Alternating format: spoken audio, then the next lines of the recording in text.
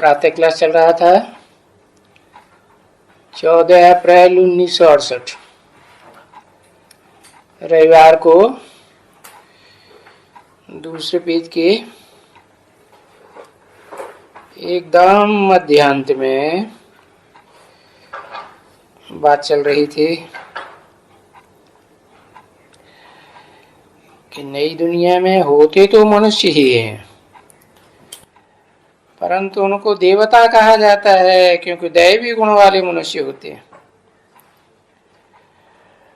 और सभी कैटेगरी के देवी देवताओं का राज्य होता है, पीढ़ी दर पीढ़ी। तो वहां है तो मनुष्य ही ना, परंतु दैवी गुणों के कारण देवता समझा जाता है। और बाप समझाते हैं तो तुम ही बच्चे समझते हो,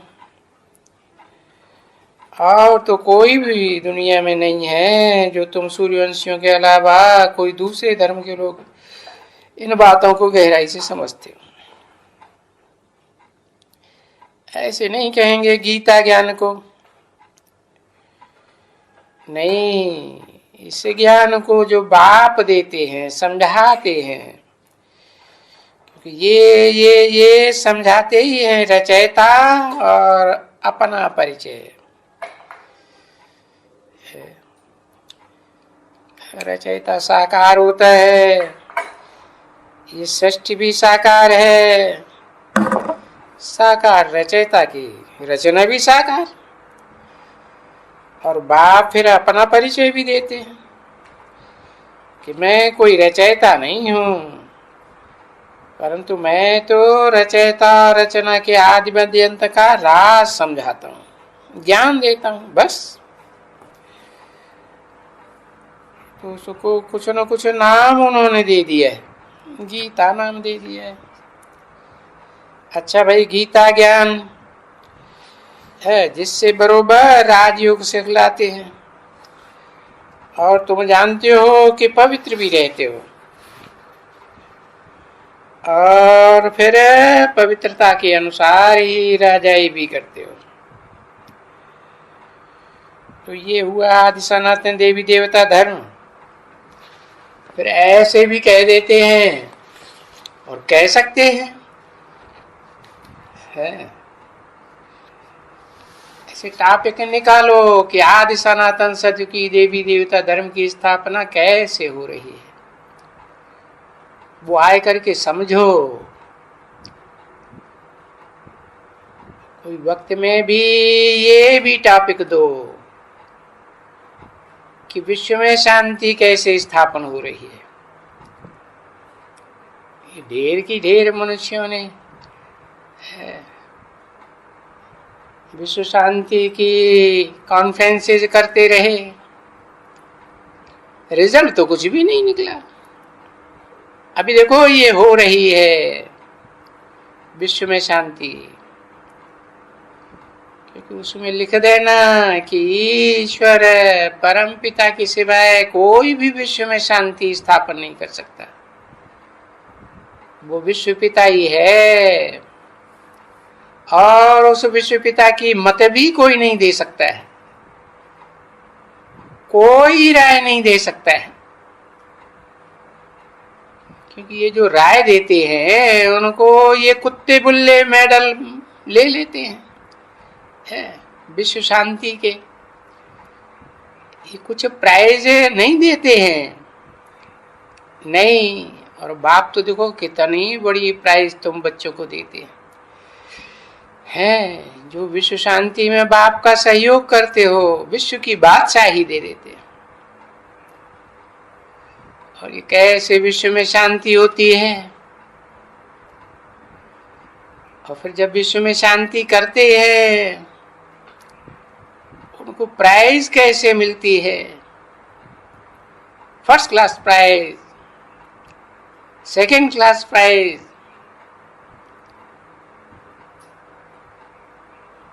प्राइज लेने वालों की माला रूपी संगठन बनते हैं ना, उन संगठन रूपी मालाओं को सारे धर्म के लोग याद करते हैं, मालाएं घुमाते हैं ना, तो वो प्राइज भी है, और वो प्राइज देने वाला भी कोई प्रैक्टिकल में होगा ना। ऐसे तो नहीं है कि प्रैक्टिकल में कोई होगा ही नहीं। तो ये प्राइज कौन देते हैं और कैसे देते हैं? ऐसे नहीं कि वो विधर्मी विदेशी धर्म पिताएं आकर के विश्व में शांति की पीस प्राइज देते हैं। अरे वो तो विश्व में राजाई स्थापन कर ही नहीं सकते, कोई को विश्व का बादशाह बना ही नहीं सकते। तो ये भी बैठ करके टॉपिक निकालो, तो बैठ करके एक दिन विचार सागर मंथन करके टॉपिक्स, फिर वो टॉपिक्स सब जगह में नोट करा दो, बड़े बड़े बोर्डों में, तिराहे पर, चौराहे पर, एयरपोर्ट में। वो ऐसे प्रबंध युक्ति से रचो जो सब जगह में पढ़े एक ही टॉपिक। जहाँ जहाँ भी ये अपने पाठशालाएं हैं या ये ज्ञान यज्ञ हैं, ये ज्ञान यज्ञ के जो भी नियम है, जो कुछ भी, उनका कनेक्शन होता रहेगा सबका कि भाई इन नियमों पर चलना है। तो ऐसी लिस्ट बनाए करके और पहले ही से उनको इशारा दे देना चाहिए। और फिर जब भी वो भाषण भी करती है तो वो भाषण भी आना चाहिए मीडिया में, अखबारों में, टीवी में, और खास करते के तो दिल्ली में आना चाहिए, क्योंकि फिर भी ये जो जगदीश है ना, है जगत का ईश, विश्वनाथ कहते हैं ना, जगन्नाथ। तो वो उस भाषण का तो उसमें लिख देते हैं, भले पीछे देरी से मालूम पड़ता है, परंतु फिर भी आखिरी तो मालूम पड़ जाएगा ना कि हाँ ये सब जगह में ऐसे ही भाषण किया। अच्छा, वो अखबार वाला लिख देगा सब जगह में ऐसे ही, तो उसको यूनिटी कहेंगे ना बच्चे। तो ये दुनिया है अभी डिसयूनिटी की, और तुम बना रहे हो दुनिया यूनिटी की। तुम्हारे संगठन की माला का नाम ही बहुत वाला है, ये अंग्रेजी में अक्षर है, यूनिटी, डिसयूनिटी है। इसको कहा जाता है फोर्ट की, समझा? वहां है यूनिटी की। एक दिन एप्स में आपस में सब मिले हुए। अभी देखो गायन तो है ना, राम राज्य का भी गायन है। सतयुग के लिए नहीं कहते हैं कि शेर बकरी इकट्ठे पानी पीते थे, तो ये तो त्रेता के लिए कहते हैं, है? वहां तो ऐसा ऊपर नीचे कोई होते ही नहीं है। त्रेता की बात है, जहां मनुष्यों में अनुशासनहीनता शुरू होती है, दो कलाएं कम हो जाती है। तो वहां ऐसा शासन चलता है राम राज्य में, जो शेर बकरी इकट्ठे जल पीते। बाकी कोई जानवरों की बात नहीं है, ये तो प्रतीकात्मक भाषा है। जो शास्त्रों में दी हुई है कि शेर और बकरी जैसी विशेष आत्माएं हैं। दिखाते हैं नरसिंह अवतार है, नर के रूप में, मनुष्य के रूप में शेर प्रत्यक्ष हो गया। तो सतयुग में क्या नहीं होगा। 2 कला कम 14 कला वाले सतयुग, त्रेता में इतना होता है, तो सतयुग की तो बात ही निराली। 16 कला संपूर्ण। ये भी महिमा दिखलाई है कि कितने वहां प्रेम से रहते हैं। ये प्रेम की रूहानी प्रेम की बात है, कोई जिस्मानी प्रेम की बात नहीं है। देखो ये जो अर्जुन और राम राम और उनका लब, और क्या नहीं, रामचंद्र। किसी ने कहा राम लक्ष्मण, हाँ लक्ष्मण, ये इनका दिखलाते हैं। अभी इतने कोई बच्चे सतयुग त्रेता में होती नहीं है, खासकर सतयुग में। भाई ऐसे होते नहीं है आपस में बाहर, है ना। ये बैठ करके महिमा के लिए वो कथाएं बनाई हैं, कहानियां बनाई हैं रोचक। क्योंकि भक्ति मार्ग में तो हैं ही ये सारी कथाएं, झूठी कथाएं हो गई है। और ये तो एक ही सच्चा बाप, एक ही सत्यनारायण की सच्ची कथा सुनाते हैं। ऐसे नहीं कि ढेर के ढेर भगवान, समझा ना। और सच्ची सच्ची कथा जिसको कहा जाए, भाई पास्ट की कथा को ही कथा कहा जाता है, माने पास्ट का ज्ञान। तो और मनुष्य अनेक प्रकार की कथाएं बनाते रहते हैं, बनाते ही रहते हैं, बनाते ही रहते हैं, ढेर की ढेर कथा। देखो नाटक भी बनाते हैं, अभी देखो कितने बाइस्कोप बनाते हैं। और विलायत से भी कितने किताब आते हैं कथाओं के। अरे वो नावल, उपन्यास वगैरह वगैरह। अब कोई काम की तो एक भी चीज नहीं है ना बच्चे।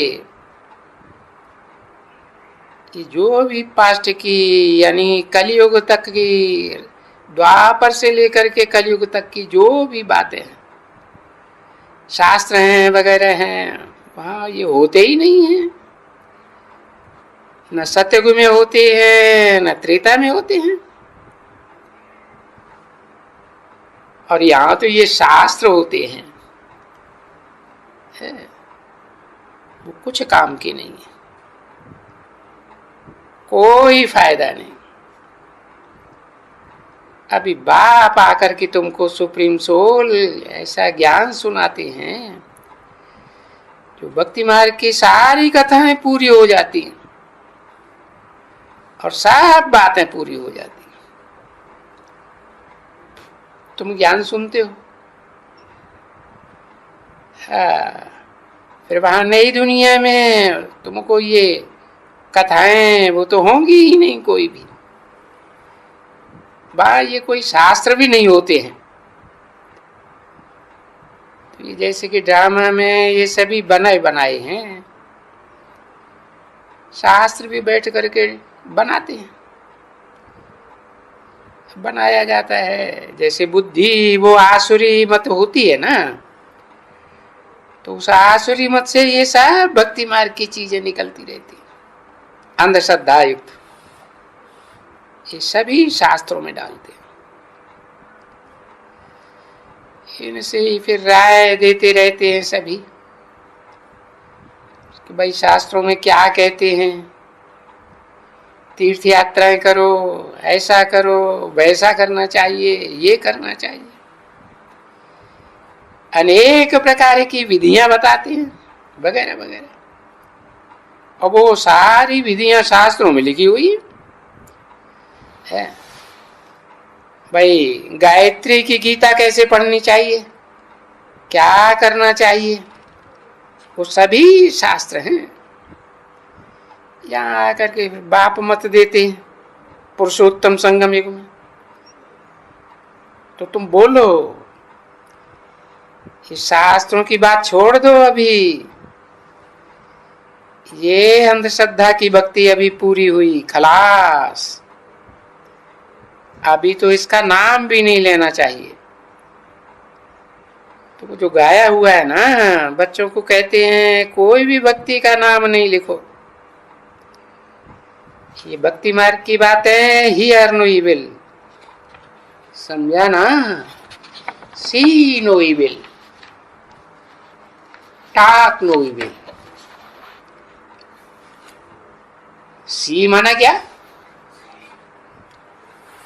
बोला इनको भी क्या देखेगा अभी,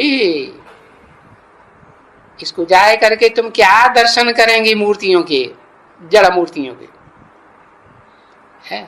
तो इनको देखने की भी कोई दरकार नहीं। जब बाप प्रैक्टिकल में चैतन्य मूर्ति में आता है तो जड़ मूर्तियों की क्या दरकार है। 14 अप्रैल 1968 की प्रातः क्लास का चौथा पेज, दूसरी लाइन। अच्छा, ये तुम बोलते हैं कि जो भी कुछ तुम यहाँ देखते हो और जो मनुष्य भी देखते हो वो सारे के सारे ईविल, क्योंकि ये है ही रावण राज्य, यथा राजा तथा प्रजा। ये बंदर गुरुर गुरुर करेंगे, फलाना करेंगे।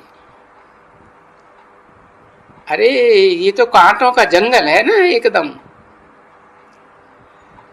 तो इसको भी, इस जंगल को भी वास्तव में देखते हुए नहीं देखो। इसका मतलब सुनते हुए भी नहीं सुनो, देखते हुए भी नहीं देखो। तो बराबर देखते हुए हम फिर भी तो बाप बैठ करके जो समझाते हैं वो ही हम अपनी बुद्धि में लाते हैं और ये समझ जाते हैं कि बरोबर हम संगम युगी कितने ऊंचे हैं। पर देखो समझते हो कि हम देवताओं से भी ऊंचे हैं, क्योंकि देव आत्माएं भी तो है इस भक्ति मार्ग में आकर के उन पिता रूप बीज रूप आत्माओं की पूजा करती है ना। बाप को पिता कहा जाता है ना, पिता बीज है ना, बीज को बाप कहते हैं। क्योंकि इस समय में हम जानते हैं कि हम सभी ईश्वरीय औलाद हैं, ऊंच से ऊंच बाप की औलाद है। अभी तो तुम बच्चे थोड़े हो ना, बच्ची बहुत वृद्धि को पाते जाएंगे, पाते जाएंगे, पाते जाएंगे। तुम्हारी संख्या, तुम्हारा झाड़ कोई कम नहीं होगा। अभी ईश्वर की औलाद है, ये तो सभी इस दुनिया में फिर मानते ही हैं। और गॉड साहब, गॉड फादर कहते हैं, उसको परम पिता कहते हैं, क्योंकि औलाद तो है ना। तो इतनी बुद्धि फिर उनमें नहीं आती है कि अगर हम ईश्वर की औलाद हैं तो हम वो ईश्वर के बनाए हुए स्वर्ग के मालिक होने चाहिए ना, क्योंकि वो ईश्वर ही तो स्वर्ग की स्थापना करते हैं ना, है। तो हम फिर स्वर्ग में क्यों नहीं होने चाहिए, है? अभी फिर इस दुनिया में जब स्वर्ग स्थापन हो रहा है, साक्षात ईश्वर आया हुआ है, तो हम स्वर्ग में क्यों नहीं है? ये बात है उनकी बुद्धि में आती नहीं है। ओम